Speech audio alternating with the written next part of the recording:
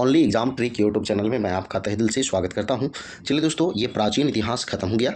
आज से जो है मध्यकालीन इतिहास जो है स्टार्ट हो रहा है। इसमें पहला टॉपिक जो है आपका अरबों का आक्रमण है। इससे जुड़ा हुआ ये वीडियो है और इसमें जो भी प्रश्न है सब जो है TCS द्वारा पूछे गए एग्जामों में है। चलिए स्टार्ट करते हैं पहले प्रश्नों से। जब 1018 ईस्वी में महमूद गजनवी ने हमला किया था तब कन्नौज का शासक कौन था? तो राज्यपाल प्रतिहार। 1026 ईस्वी में प्रसिद्ध सोमनाथ मंदिर पर किसने आक्रमण किया और उसे लूटा था? तो मोहम्मद गजनवी। देखिए ये 1026 दिया हुआ है, ऑप्शन में जो है 25 या 24 नहीं होगा, ऐसे 1024 या कहीं कहीं 25 रहता है। 26 हम पहली बार देख रहे हैं, तो इस बात को ध्यान रखेंगे, ऑप्शन पर डिपेंड करता है। आगे ये किस तुर्की शासक ने 1000 से 1026 ईस्वी के बीच भारत पर 17 बार आक्रमण किया? तो वो था महमूद गजनवी। अलबरूनी किसके साथ भारत आया था? तो वो महमूद गजनवी था। सुल्तान महमूद का शासक था? तो गजनवी का शासक था। अलबरूनी की अरबी कृति जिसने उपमहाद्वीप का लेखा जोखा दिया उसे कहा जाता है? तो किताबुल हिंद। मोहम्मद गौरी का पहला आक्रमण में हुआ था जब उसने मुल्तान पर हमला किया था? तो 1175 में आक्रमण हुआ था। आगे देखिएगा, मोहम्मद गौरी को पहली बार किस राजपूत राजा ने हराया था? तो बघेल राजा भीम थे, है ना। आगे देखिए, रानी नाइकी देवी को उस महिला के रूप में याद किया जाता है जिसने 1178 ईस्वी में किसको हराया था? तो मोहम्मद गौरी को हराया था। तराइन के प्रथम युद्ध 1191 में हुआ था। में किसने किनको पराजित किया? तो पृथ्वीराज चौहान ने मोहम्मद गौरी को पराजित किया था। चौहान वंश के शासक थे। तराइन का द्वितीय युद्ध 1192 ईस्वी में किसने किसको पराजित किया? तो इसमें मोहम्मद गौरी ने पृथ्वीराज चौहान को हरा दिया था।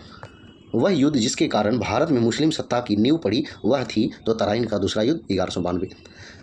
किस भारतीय शासक को महमूद गजनवी ने वर्ष 1000 ईस्वी में अपने पहले हमले में पराजित किया था? तो राजा जयपाल को।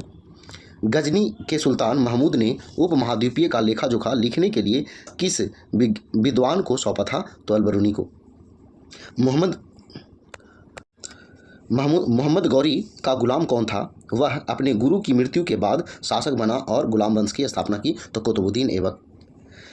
आगे देखिएगा, का जन्म चौहान राजा सोमेश्वर और उनकी रानी कर्पूरा देवी के घर में 1166 ईस्वी में हुआ था? तो पृथ्वीराज चौहान का जन्म हुआ था। 1191 में सुल्तान महमूद गौरी को हराने वाला सबसे प्रसिद्ध चौहान शासक कौन था? तो वो पृथ्वीराज तृतीय या पृथ्वीराज चौहान। 1192 ईस्वी में पृथ्वीराज तृतीय को पराजित करने वाला सुल्तान मोहम्मद गौरी का शासक था? तो अफगानिस्तान का शासक था। चंदावर के युद्ध में मोहम्मद गौरी ने किसे पराजित किया था? तो जयचंद को पराजित किया था, जो गढ़वाल वंश के राजा थे। दिल्ली सल्तनत पर किसने शासन नहीं किया? तो गौरी राजवंश ने शासन नहीं किया। कौन कौन किया? तो गुलाम वंश, उसके बाद खिलजी वंश, तुगलक वंश, सैयद वंश और लोदी वंश। आ गया ये। उस राजा का नाम बताइए जिसने दिल्ली पर आक्रमण किया और कोहिनूर हीरा लूटा? तो वो था नादिर शाह। मध्यकालीन भारतीय इतिहास के संदर्भ में किस भौगोलिक प्रदेश को तुरान कहा जाता था? तो मध्य एशिया को। तमेरलेन या तमुर इलंग ने भारत पर आक्रमण किस वर्ष किया था? तो 1398 ईस्वी में किया था।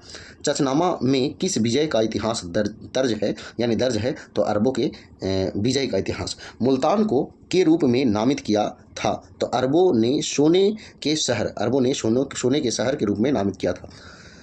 जहां पैगंबर मोहम्मद साहब के एक बाल को संरक्षित रखा गया है वह मुस्लिम मस्जिद कहाँ स्थित है? तो श्रीनगर में स्थित है। असम राज्य का नाम उस जनजाति के नाम पर पड़ा जिसने इस क्षेत्र पर विजय प्राप्त की थी। वो जनजाति कहाँ से आए थे? तो सियाम बोले तो अब थाईलैंड में है। आगे देखिए, कुबलई खान द्वारा स्थापित राजधानी शहर डेडो कहाँ स्थित है? तो बीजिंग में स्थित है। शासक चंगेज खान किस जनजाति के थे? तो मंगोल जनजाति के थे। किसके अधीन मंगोलों ने 1219 ईस्वी में उत्तर पूर्वी ईरान में ट्रांसोक्सियाना पर आक्रमण किया? तो चंगेज खान।